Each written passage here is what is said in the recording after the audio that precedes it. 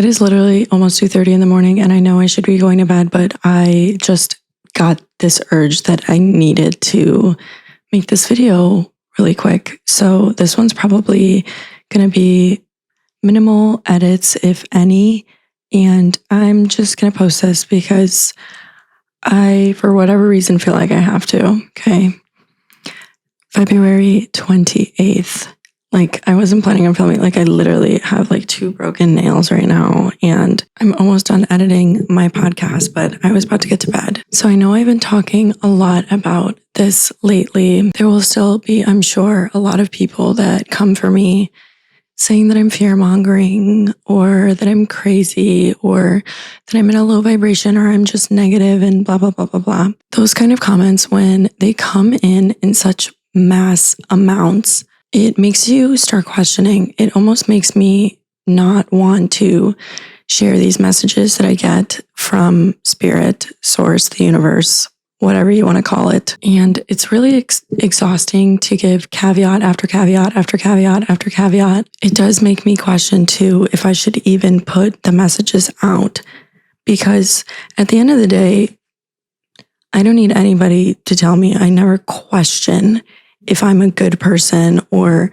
if I'm really just trying to put fear out into the world, or am I a low vibrational person? Like, I just know that that's so far from the truth, and that I wake up every day and I try to be a good person. I try to choose to be kind. I will also fuck somebody up, but that's why I will fuck somebody up, because at the end of the day, I always know that I didn't start it. I'm always choosing to be kind. Another caveat: spirituality is very trendy now. It's very mainstream. I've been on my spiritual journey for over a decade now. I've sat with my shadow. I've done my shadow work. I sat with ayahuasca for 3 days. I've done the work. I've been psychic for a long time. And the reason that I'm sharing these messages, and the reason why I should keep sharing them, is because when I get something and I don't listen to it, it ends up screwing me over. If you are an intuitive person, you will recognize a pattern in your life where you did not listen to your intuition and you screwed yourself over. Now, when this happens time and time and time and time and time again, you notice a pattern of, what is my intuition? What form does it come in? How do I know when I need to listen to it? And it happens so many times that you just learn to trust it. You do not stay around to find out why, because you don't want to fuck around and find out. You don't. And that is why I am now sharing these things, because historically in my life, the things that I feel have a tendency to come to fruition. And I understand. Don't give me the whole spiel about how timelines shift all the time. I know, like I said, I've been on my spiritual journey for over a decade now. Like, I'm not saying that I know everything or that I'm some kind of like guru master. No, I'm just obsessed with this, and I've dedicated my life to this, and I've studied a lot. I will always be learning, but I do know a lot, and I'm ready to shift from just a student. Even though I'll be forever a student, I'm ready to shift from student to teacher. I know that with full confidence now. I'm not some manifestation coach that discovered manifestation 6 months ago. No, I've been doing this for a long time. And I know that I have the conscience, and I always have, to not teach something that I know nothing about, or that I don't know enough about. And that's not to discredit anyone else or minimize anyone else's journey. But the longer that you are on this path, you realize that it is so much more complex than we can ever begin to understand, especially in short periods of time. And maybe if I had been sharing the messages, all of them that I've been getting, maybe more people would believe me. But at the end of the day, it doesn't matter how people perceive me. All I know is that whoever needs to receive the message will receive it. And I understand that timelines are shifting all the time. But what you need to understand is that if we want to shift a timeline, that is on such a large scale. It would take such a mass amount of energy, collective energy, a mass amount of people to shift into that timeline. And that's why you've been seeing these mass awakenings, I would say, over the last like 10, 15, even 20 years, but really over the last 5 years. It's just been a huge blow up of spiritual awakenings and just the curtain really falling, the veil being lifted, as you will hear people say. And that's why things feel very split and divided right now, is because we are at this transitional period between the old and the new. But even though timelines change all the time, there are things that need to play out. Contracts, karmic contracts. Not only do we have our own karmic contracts individually, we have them with other people, we have them with families and XYZ. We have them as a collective, as a species, as a planet, as a solar system. Everything that happens on the microcosm also is happening on the macrocosm. And there are certain things that need to play out that we cannot stop from happening. We can adapt to them. We can adjust how we react in these situations. And I know that that's kind of vague and cryptic, but let me use this as an example because we are seeing the old collapse, especially here in the US. I've been saying since America started its Pluto return, Pluto went into Aquarius. Astrology predicted this, but it didn't take a rocket scientist either. I saw this in 2021. I have a video of it here on YouTube. I will link it below if you want to watch it. And I saw that this was going to happen. Again, timelines shift all the time. Recently, I knew that this was the timeline that we were in, and these feelings have only been getting more and more intense. Psychics have been talking about this, astrologers have been talking about this, just all over intuitive people. And I've talked to people who aren't even per se psychic, or they wouldn't call themselves that, or even an intuitive person. They're not even really spiritual or religious or anything. And everybody's been saying that they feel like something big is coming, that they feel like something is shifting, or they feel like something is off. And you're not wrong in feeling that. You know how they say like animal instincts, or like just animals just know? You are an animal. You have that too. You've just been conditioned to think out of it. The second that you start thinking logically about your intuition, you've already lost it. You've already lost the plot. You've already lost it, because 99.9% of the time, I would say, your intuition is going to be something very illogical.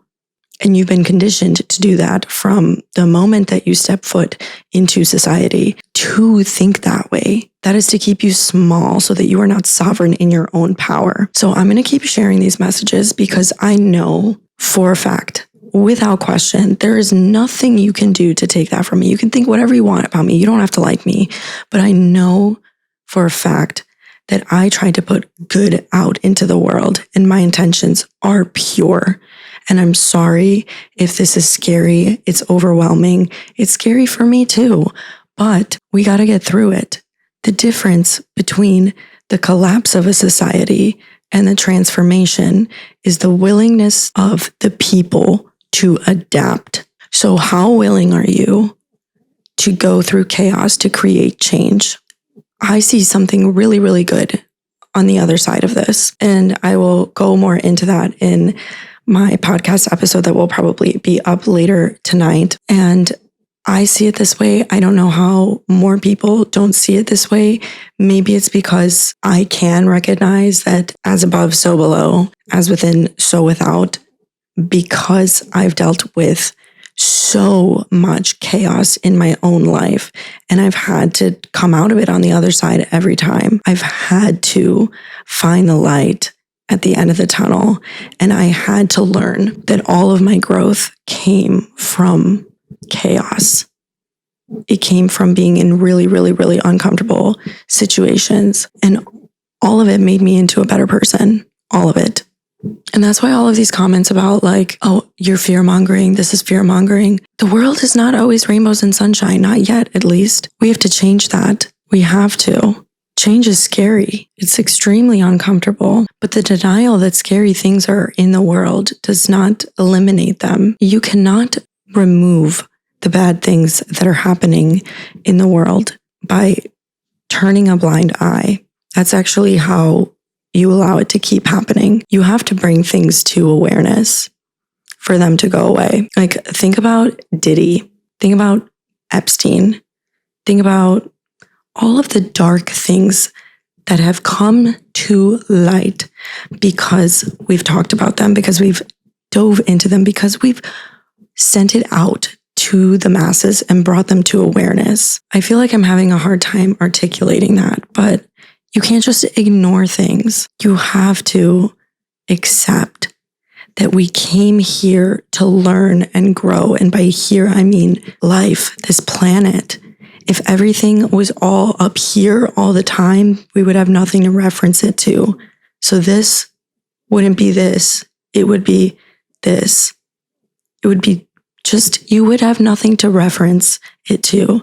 A high doesn't feel like a high if you've never hit a low. There's no mountain if the entire thing is the same altitude.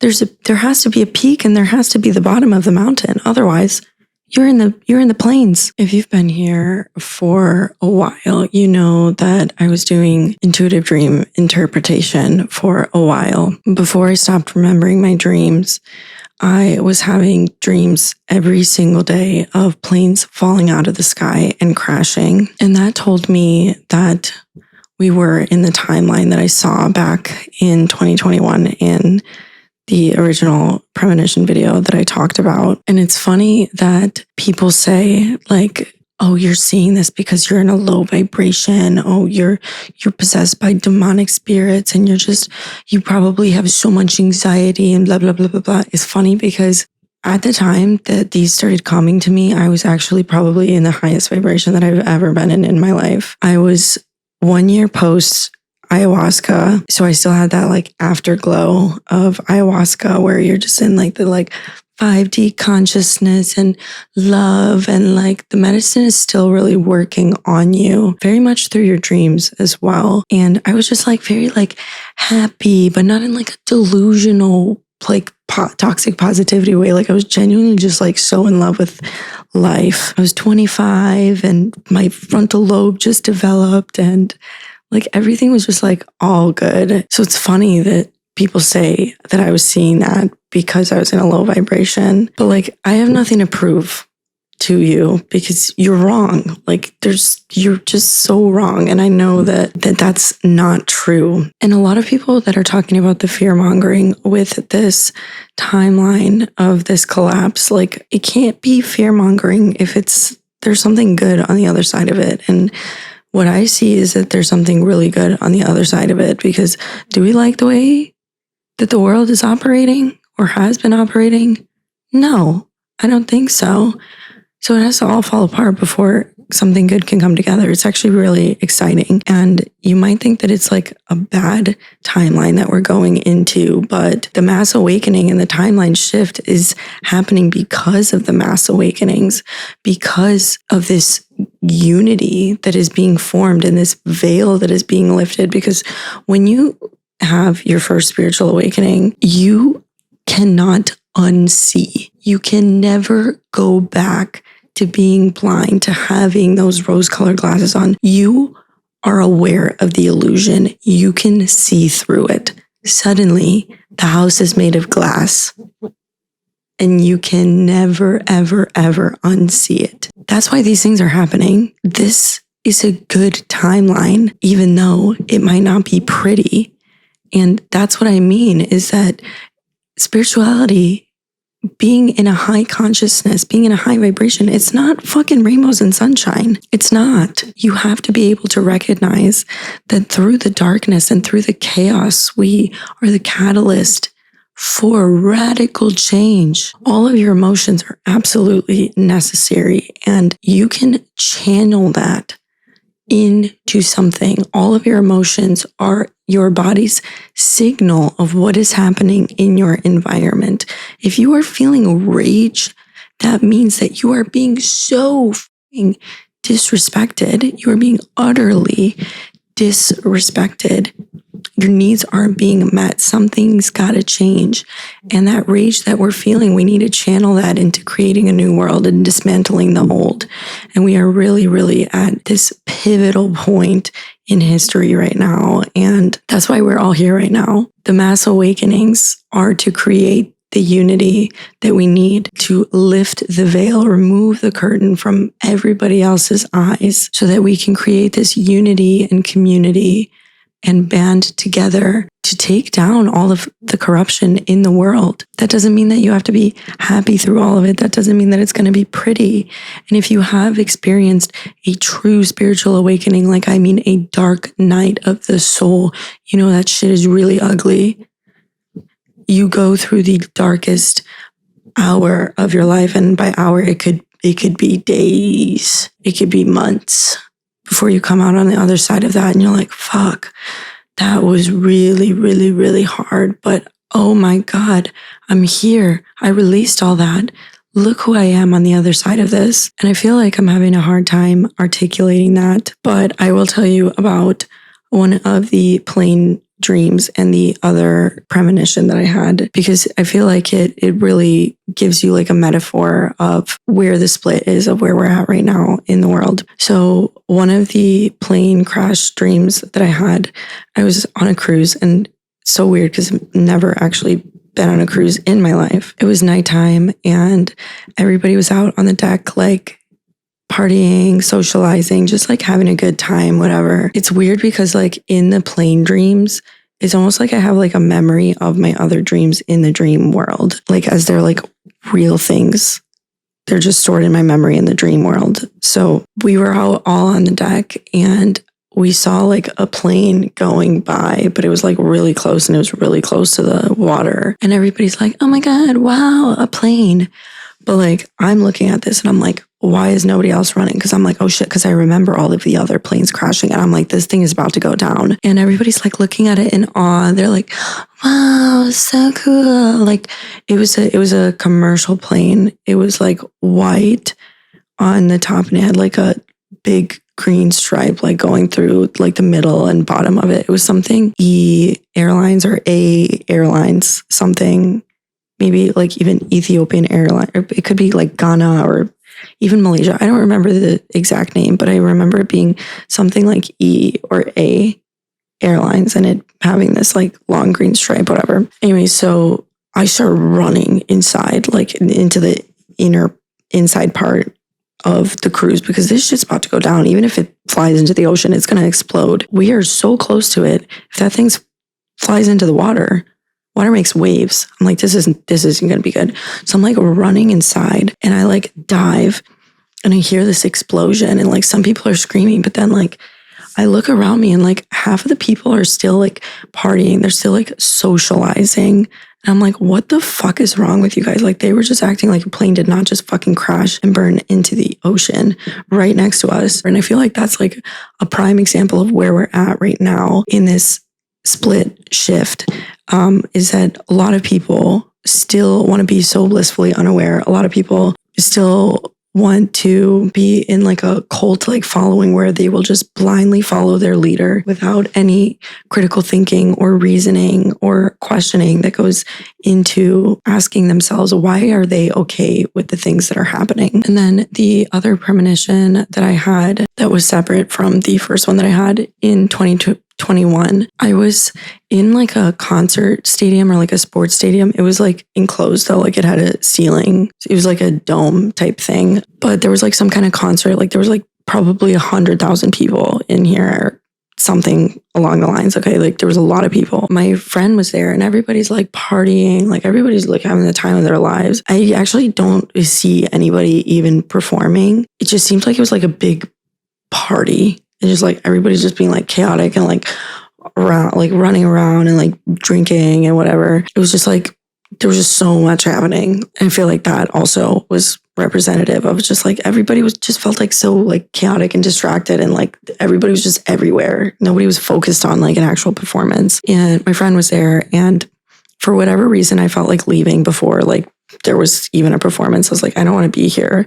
So I leave and I go to get in my car. And when I go outside, it's like it looks like I'm in the desert. There's like a yellow orange smog just like over everything. And it looks like I'm in the desert, but I'm not in the desert. Like it's like a war zone. Like there's literally military everywhere. There's tanks everywhere. And it looked like it was snowing, but it was summer. Because I remember in the dream, I was like sweating profusely and just being like really hot. It was summer, but it looked like it was snowing because there was like ash in the air. I was like, what the fuck? I went to unlock my car. It was like an old ass car. It was so rusty. It was so dusty. It was covered in that like orange, yellow, like ash. It was just so dirty, whatever. But I get in the car and for whatever reason, all of us that were in the stadium, we were not aware of what was happening outside in the world, even though like it could not have gotten in that condition in a matter of hours, especially without anybody inside noticing what was going on. But I feel like that's also representative of kind of what we're seeing in the world. This is the only time I remember ever picking up my phone to use in my dream. This is the only time I picked up my phone to call my friend who was still inside. I'm like trying to get a hold of her so I can get her out and tell her what was going on. But like she couldn't hear me. Like my phone wasn't really working. Like she couldn't hear me. I couldn't get the message to her. And she just stayed in there. There was tanks everywhere. It looked like a war zone, but the vibe that I got wasn't that it was like a war between nations. It was like a war on the people. Like what I was picking up was that like it was like some kind of like rebellion or revolution, kind of like akin or like part 2 to the first dream that I had. It was like a war on people because we had gotten to a point where there was such a mass amount, like majority of people were like the rebels or the revolutionaries, whatever, that there was a militia-like state on the people. Like there was military force in the streets everywhere. So I'm like, all right, I can't get her out. I got to get out of here. But I get stopped by a soldier. He has a rifle. He literally like points a gun at my window. This is still in the dream. He points a gun at my window and he like taps on the glass with the rifle for me to like roll the window down. I was like, I'm just trying to go home. Like I'm just minding my business. And he points the gun at my face and he was like, who did you vote for? I was like, I didn't. And he's still with this gun in my face. He was like, who are you going to vote for in the next term? And I was like, I don't know. I couldn't speak. I had a fucking gun in my face, whatever. So he was like, here's the deal. I'll let you go and I'll let you live. If you take out your phone right now, you got to do it in front of me and you vote for X politician. I don't know who it was in the dream, but it doesn't take a rocket scientist. Okay. I think it was more vague, general, because this is happening all over the world right now. Pluto and Aquarius, we knew this was going to happen. Illusions, secrets being unveiled, dismantling of old systems that don't work anymore. That's all I remember from that dream. I think I woke up after that. I wake myself up in dreams. I've been able to do this since I was little because I used to have recurring nightmares. But if you notice a pattern in both of these dreams is it really represents the people inside the dome, like that are unaware or they just still haven't seen what was happening, what is actually happening outside. They're in their own little world. They're partying. Same with the people on the boat. The other half of the people that just kept partying after the plane just crashed in front of them. That is so representative. It's a literal metaphor. This is how I interpret dreams, by the way, is I look at it as a metaphor. This is literally how all of my thoughts are formed in my brain. And that is why I have the gift of being able to interpret dreams, is because it comes up in a metaphor like this where I can relate it to something. This is how I see the world. But all of those people in the dome, if they could see what was happening for real outside in the real world, they would never be able to unsee it. They would not be having the time of their lives like they are in there if they went outside and they saw what it was actually like, what was actually happening. And that shows like all of the people that are just actively choosing to be blissfully unaware But then the people that see it happening and that are saying like, oh, well, no, like if we just turn a blind eye and we just pretend to keep having a good time, like we're not fear mongering, like I'm choosing my timeline. It's still happening around you. Like that's what those people sound like that are saying like this is fear mongering. Is like, oh, well, if I just stay in the high vibration, I just keep having a good time, like nothing bad is happening in my reality. But it is. It's crazy. And I know that infinite parallel realities exist. And the person sitting right next to you could be living in a completely different reality than you are. Again, it will take a massive amount of people in the collective to shift something into a timeline like that. But I really do think that this is in the karmic contract of our collective. And again, I think that this is part of the better timeline shift is like, do you want to stay in this fucked world that we're living in? Is that the timeline that you want to be in? Is this the timeline that you wanted to create? Do you want everything to stay the same? Everything old and obsolete has to be destroyed for new to come in. This is going to be so good on the other side. I don't know why I had such a call to make this video today. I feel like something significant is going to happen this weekend. And again, I know people are going to be like, oh my God, you just have anxiety. You watch too much TV, blah, blah, blah, blah, blah. Like I haven't. I've been so busy and I've actually been feeling really, really good. My mood is so much dependent on my moon cycle. I am a Cancer rising in 29 degrees. I am ruled by the moon, but also I'm a woman. I'm ovulating right now. I feel great physically. I've been getting so much done. I've been happy. Sun's coming out. Spring is coming, whatever. Weather's getting warmer. I've been feeling really good actually, but despite feeling good, I had this like pit in my stomach yesterday, but today it was like even more there. And I'm like, what is this about? And I just feel like something was going to happen on Saturday, the 29th. And I didn't know what. Obviously, I've been telling you guys, have stores of water and food and some solar powered like backup energy. You could charge your phone, download those apps, mesh networks that you can communicate through your phone. If you have a charger, a solar powered charger or a generator, you can charge your phone. You can still use it to communicate. If you have mesh networks like there's a bunch of them like BridgeFi, Fire Chat, I think they're called, whatever, hand crank radios, like shortwave radios. Sharing information is going to be critical at this time because the censorship is only going to get worse. And we are seeing it being rolled out in real time. We tend to think that it's going to be some kind of like apocalyptic event where we'll be like, oh yeah, this was it. This was the moment like you see in the movies. But they're already happening. They've already been happening. They've been rolling them out throughout history. If you look at these kinds of things happening in other eras or other parts of the world, life goes on. People live through wars. I came here to the US as a war refugee from ex-Yugoslavia with my family. Preparedness has been instilled in me from a very young age, like literally as early as I can remember. And I thought that that was extreme at first, but now I see that it's better to have a plan and not need it than to need it and not have it. These things are already happening. They're rolling out. Like it's not going to be something where you just realize humans are extremely adaptable. And if you roll out the oppression very slowly, you might not even notice until you're deep in shit and suddenly you are not even allowed to say things anymore. Land of the free, my ass. Things are going to get worse before they get better. And I'm not saying that to scare you. This is such a pivotal moment in history and you shouldn't be scared. You shouldn't be saying this is fear mongering because this is the timeline that you want to shift into. Change is on the other side of this. Change is never comfortable. Your ego wants to keep you safe and the same. And in this like little cocoon of love, you know, and like that's really what I've been trying to express is that it's so much more complex than love and light. And once you dive into those other emotions, once you've really been through the trials and tribulations, you go through those dark nights and you come out on the other side of it and you release that shit and you made that change. You're like, fuck, man, that was hard.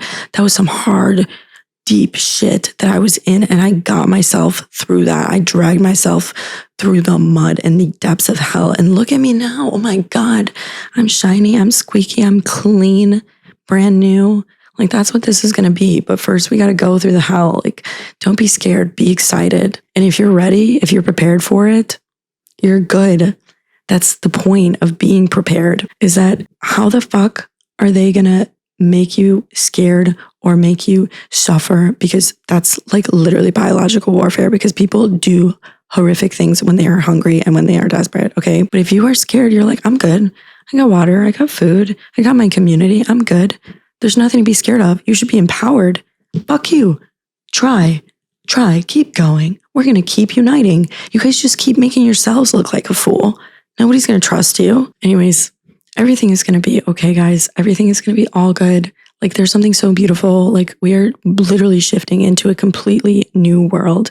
This is such a pivotal moment in history that we get to live through. It's not going to be easy. No, I never said that. In a few years' time, this is going to be fucking sick. The weekend. And ironically, I don't know, I just kept hearing and feeling today, I'm like, I need to get out. I need to leave. I need to leave the country. And that's not to scare anybody either. I'm just like expressing what I've been feeling, because I need to start documenting these things. TikTok videos haven't been getting pushed out for a while. I've been censored for a while, but I really dove deep into the censorship after the TikTok ban. And I looked really deep into Larry Ellison and his relationship with the Cheeto, and it got really fucking insane. They've been working on the censorship for years now, and it's getting really, like, you can look this up. It's getting to the point where what they're working on right now is that content will be removed immediately, not even by just words,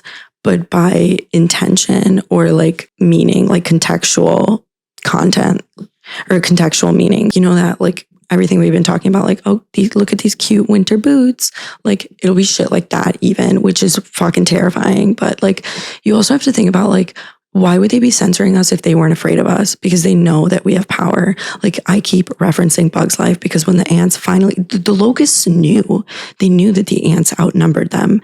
And that's why they've tried to keep us divided and separated for so long. And as time goes on and things get more and more intense and things amplify and progress, we will have more people awakening, because it will start to affect everybody. Like, we're going to all see shit that we cannot unsee, and that's going to lift the veil off of everybody else. So they will all get there too in due time. But don't be scared. Everything is going to be all good. Just prepare whenever you can. Build your communities, pull your resources. Just know that we are going to come out on the other side of this. It's going to be hard, but that's why you need your community. And that's what these mass awakenings are. That's what this timeline shift is coming together and realizing that we are sovereign in our own power. We are sovereign in unity, in relying on each other. Okay. I love you guys so much. I'm going to post this really quick, and I will have my next podcast episode out tonight. I love you guys so much. Stay safe, and I will see you in the next one. Bye. Too much that I've been through, so I put it all in that rear view. Clean money in a black whip, got old problems with a friends new. Yeah, I'm in the big leagues, told her don't miss me. Ballin' like Houston, ayy, feeling like Whitney. Yeah, I need a bag, bruh.